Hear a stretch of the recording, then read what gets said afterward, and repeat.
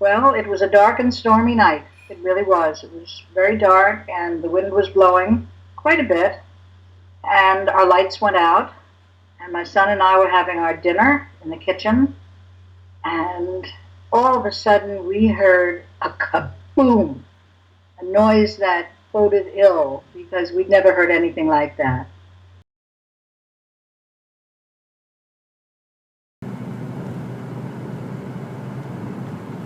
Well, here we are again, Sunday, and I'm driving out to see the wreck. Work has started, which is good, and we'll see what's going on. It's very weird. It looks like there was a war there. You walk through the rooms, just stand and look at all the stuff lying around. We do this every weekend. Nothing has changed until now. It's spring. Life has reappeared.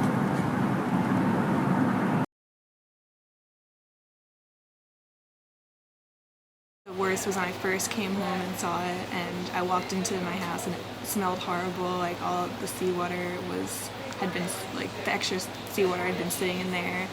The floors were disgusting. They had to be ripped out.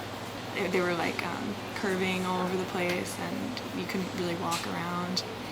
The walls had to be ripped out. The cabinets got completely saturated with water, so we had to replace those.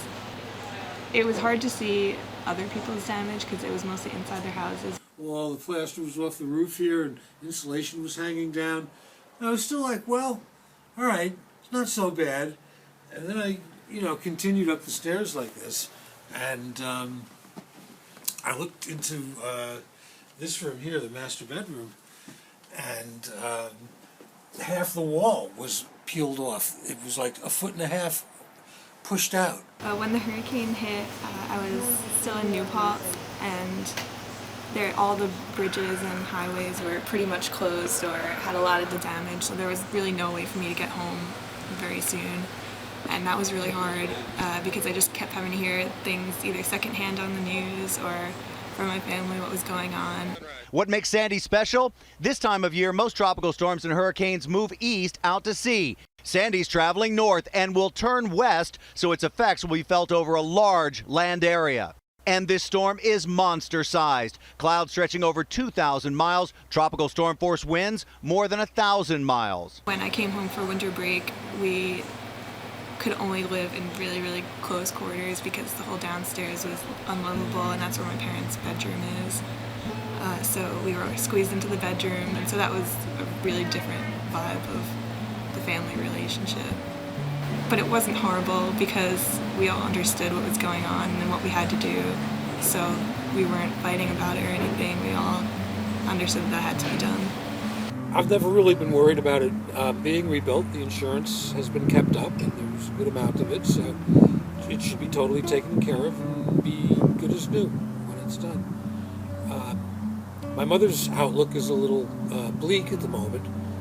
It's very traumatic for her, and she's down in Florida. It's tough being away from your family. I've been very lucky all my life because my children have lived near me. It's very hard I don't envy the people who live down here who are away from their children.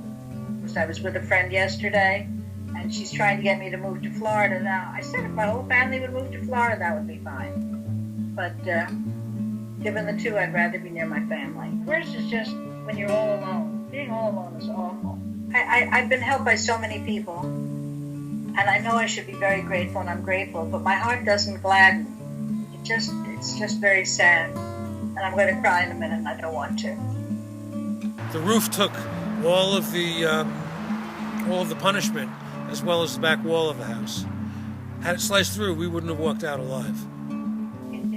It's really meaningless, but you never can be too complacent with your lot in life, your place in the world, because everything is temporary and everything can change on a dime. And a person, in order to survive, has to be willing to accept change and has to be able to bend with the wind, because the wind is blowing from every direction and you never know when it's going to hit hard. The biggest compliment I ever got was from a friend who said, I know how to accommodate to situations.